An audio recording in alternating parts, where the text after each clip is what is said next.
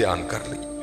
اور مجھے میرے سیدی نے، کیونکہ میں ڈاکٹر بھی ہوں حکیم بھی ہوں لیکن میں پریکٹس نہیں کرتا، ایک دو سلسلے ہیں اللہ میرے اندر سے وہ نکال دے، اس دن نصیبی حضرت بہ جاؤں گے. پھر جب میں نے یہ دونوں کورس کر لیے تب مجھے سیدی نے بات سنائی. آپ فرمانے لگے کو بزرگ تھے ساتھ حکمت بھی کرتے تھے.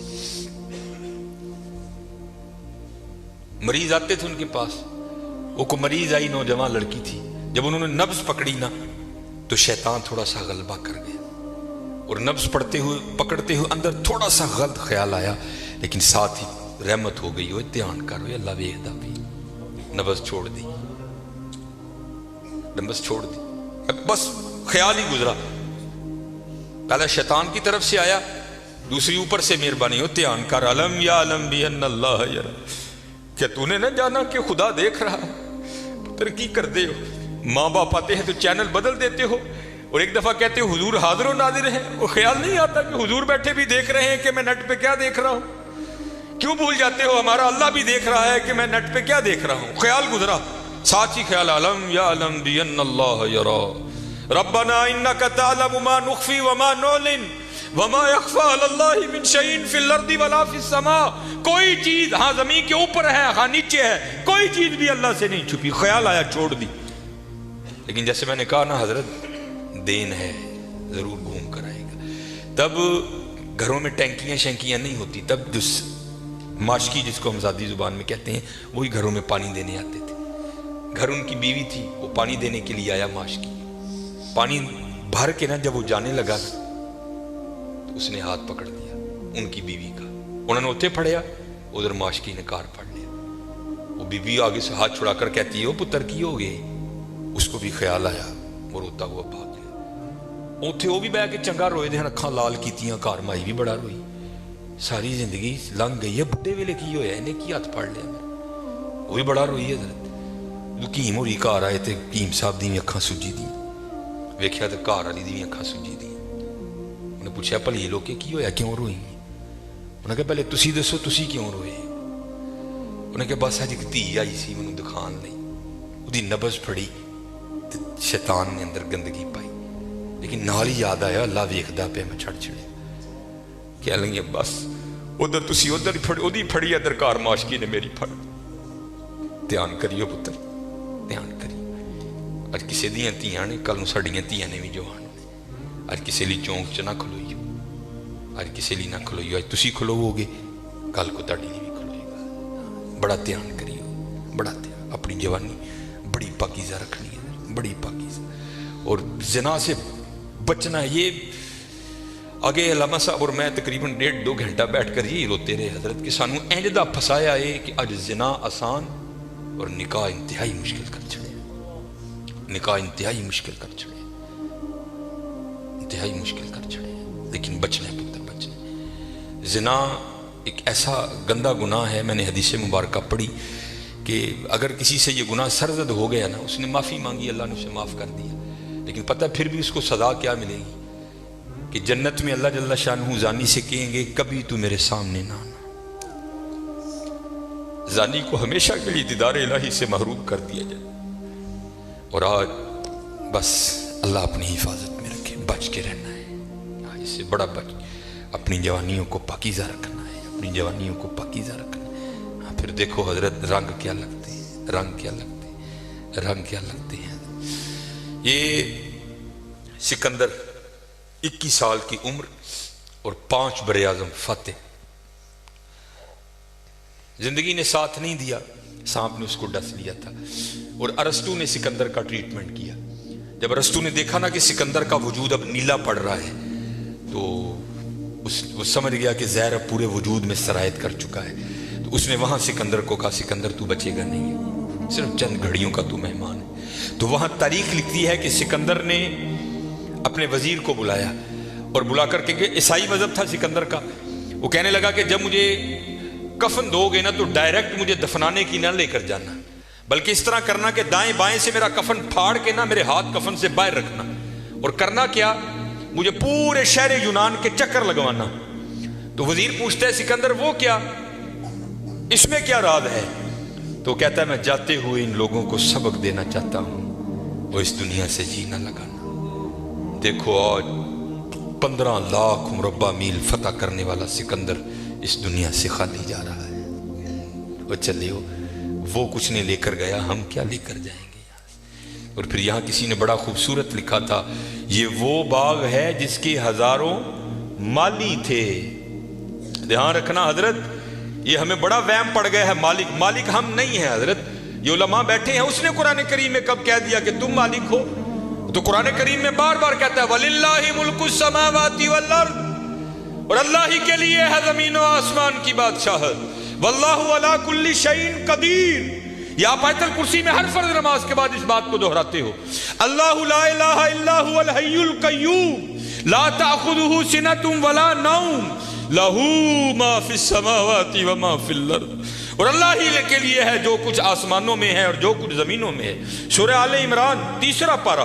कुल, महबूब आप कह दीजिए अल्लाहुम्मा मालिकल मुल्क, ऐ अल्लाह ऐ मुल्कों के मालिक। ध्यान करियो पुत्र, वो मालिक जे असी नहीं ने माल, हम तो माली हैं यार। और मैं अक्सर अपनी मिसाल दिया करता हूं, जब मैं थोड़ा बड़ा हुआ ना तो मैंने क्या देखा, मेरे घर के बाहर जो प्लेट लगी थी ना उस पर लिखा था चौधरी इलमदीन। फिर वो प्लेट बदल गई, दादा वो का इंतकाल हो गया। फिर नई प्लेट क्या लगी, हाजी मोहम्मद बूटा। पता नहीं हजरत ये प्लेट कब तक रहती, जगह वहां रही हजरत, लेकिन क्या हुआ हजरत, मालियों के नाम बदलते रहे हजरत। असी मालियां हजरत, असी मालक नहीं हजरत, मालक वही है। और मैं यहाँ एक रिवायत भी अक्सर सुनाता हूँ कि आप कहोगे मौलवी साहब एवं साढ़े को साड़ियाँ ज़मीनां खोन लगे हो, उनको कुरान और हदीस से भी तो दलील देना। हजरत मूसा अलैहिस्सलाम का दौरे मुबारक था और ज़मीन का एक टुकड़ा था, 2 बंदे लड़ पड़े आपस में। एक मालिक था, एक का दिल बेईमान हो गया। इससे पहले कि दोनों दस्ते गिरे बाँ होते, खून बहता, किसी की जान जाती, वो 4 बड़े वडेरे विच रले। उन्होंने बह के क्या गल सुनो, अल्लाह के नबी हजरत मूसा अलैहिस्सलाम मौजूद है, क्यों एक दूसरे का गिरेबां पकड़ते हो, चलो चल के उनसे फैसला करवाते हैं। सारे लोग हजरत मूसा अलैहिस्सलाम के पास हाजिर हुए। अर्ज की हुजूर जमीन का टुकड़ा है, ये दावा करता है ज़ैद के मेरा है, बकर कहता है मेरा है, आप अल्लाह के नबी है, आप फैसला फरमाएं किसका है। कुछ ऐसे होते हैं ना जिनको अदब अदाब की आगाही नहीं होती कोई भी, वहां भी एक ऐसा बैठा था। हजरत मूसा अलैहिस्सलाम से अर्ज करता है हजरत इंज करो, कल्ला कल्ला करके ना उन साइड ते ले जाओ, दोनों की बात सुनो, हकीकत हाल आप पर वाज़ेह हो जाएगी। हजरत मूसा अलैहिस्सलाम जलाल में आ गए।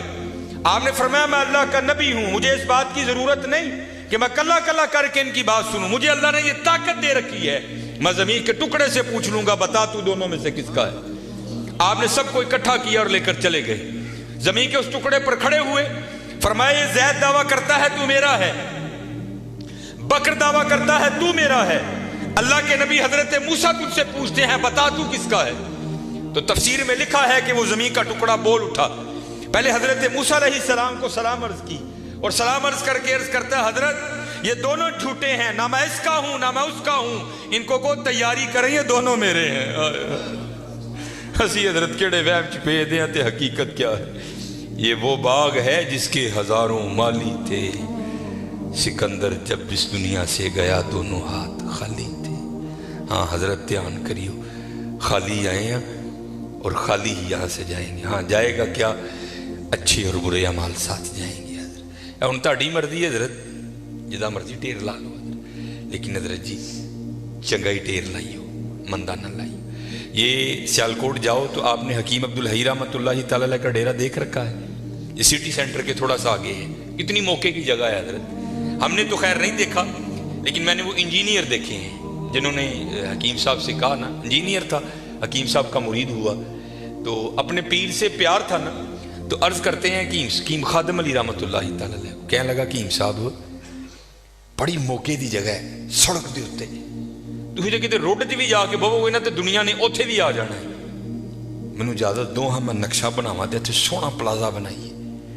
तो हकीम साहब फरमान लगे ओ बाबा जी रहन दे। कहने लगा नहीं जनाब प्लाजा बनाने।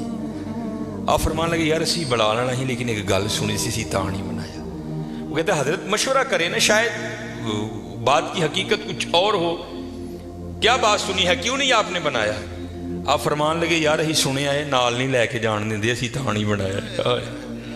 कैसे लोग थे यार, कितना तकवा था उन लोगों में, इस जानब तवज्जो ही नहीं की हजरत, तवज्जो की तो सिर्फ अल्लाह की तरफ की है। توجہ کی تو صرف حضور کی غلامی کی جانب کی ہے، اس جانب آئے ہی نہیں. اور حضرت جو اس کی جانب جائے گا نا دنیا تو آٹومیٹک اس کے پیچھے آئے گی. مولانا روم رحمۃ اللہ تعالیٰ نے بڑی خوبصورت مثال لکھی، بڑی خوبصورت مثال. آپ فرماتے ہیں کوئی بزرگ بیٹھے تھے، ان کے سامنے سے نا بندہ بھاگتا ہوا گیا، افیادہ نسیہ پہ جائے. اگلے دن پھر بیٹھے تھے، پھر بھاگتا ہوا گیا. تیسرے دن پھر بیٹھے تھے، پھر گیا. چوتھے دن جب گزرا نا آپ نے پکڑ دیا اسے. آپ نے فرمایا بھائی تجھے کیا مصیبت پڑی ہے، روز تو اس وقت بھاگتا ہوا نکل جاتا ہے اس جانب. اور کرتا ہے حضور میں اپنا سایہ پھڑن دیا تھا. آپ نے فرمایا پھر تو ساری زندگی نہیں پکڑ سکے گا. اس نے کہا حضور وہ کیوں؟ آپ نے فرمایا تو نے کر دی ہے سورج کو کنڈ، سایہ آ گیا ہے تیرے آگے. اب سورج کو کنڈ کر کے جتنا مرضی بھاگ، کیونکہ سایہ آگے ہے، وہ بھاگتا رہے گا تو اس کے پیچھے بھاگتا رہے گا، پکڑ نہیں سکتا. ہاں ایک کام کر لے، پکڑ پھر بھی نہیں سکے گا، لیکن پھر یہ ہوگا کہ تو سایہ کے پیچھے نہیں بھاگے گا، سایہ تیرے پیچھے بھاگے گا. انہیں اس کی تھی حضوروں کی. آپ نے پھڑکنا دا پاسا پویا اور منہ کیتا سورج جل. فرمایا ہوں سورج جل نوں دوڑ لا، سایہ تیرے پیچھے پیچھے دوڑے گا. یہ مثال دے کر مولانا روم کہتے ہیں تو نے بھی اللہ اور اللہ کے رسول کے دربار سے منہ پھیر لیا ہے اور بھاگ رہا ہے دنیا کے پیچھے. اب دنیا آگے آگے تو پیچھے پیچھے. اوے ہاں بھاگنا ہے تو دوڑ مدینہ کی طرف لگا، پھر دنیا تیرے پیچھے پیچھے ہوگی، تو آگے آگے ہو.